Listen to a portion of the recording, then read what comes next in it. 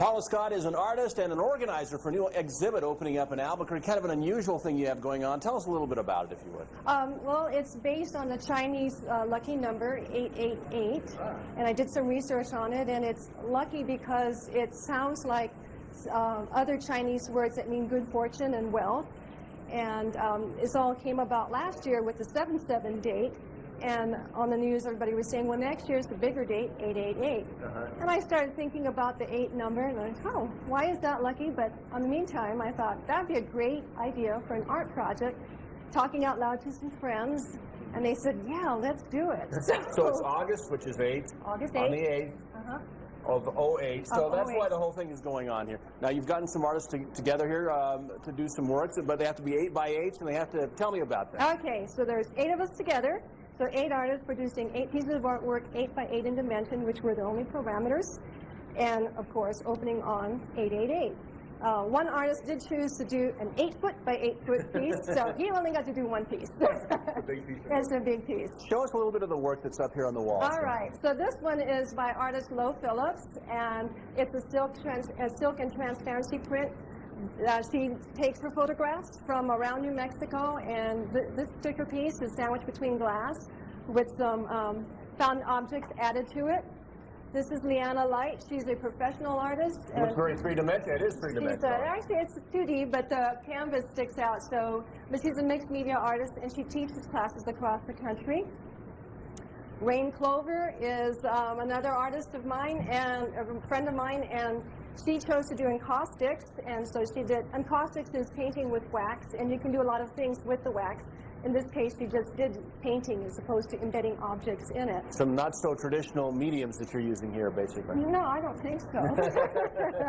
And then over here we have a work by Laurie Taylor Gregg, and she is her printmaking is her medium, and she also did mixed media work. So this is an actual working clock. So it's a digital collage and mixed media.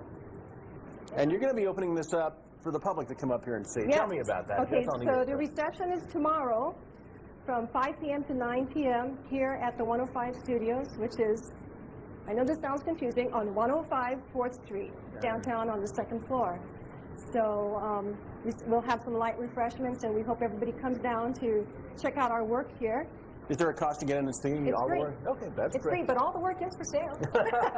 Tell me, how did you come up with this idea? Again, it's not really complicated, but tell me how you came up with the whole idea of the 8 artists, 8 pieces of work, 8 by 8 inches. Tell me about it. Well, it's kind of a process of elimination when you think about, I thought about doing a show on 888 based on the number 8.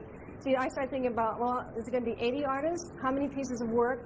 And then I started thinking about how do I manage that, and so I narrowed it down to, well, I can handle working with 7 other artists, myself included, doing 8 pieces of work. That way I could fall in the parameters of the 888 theme.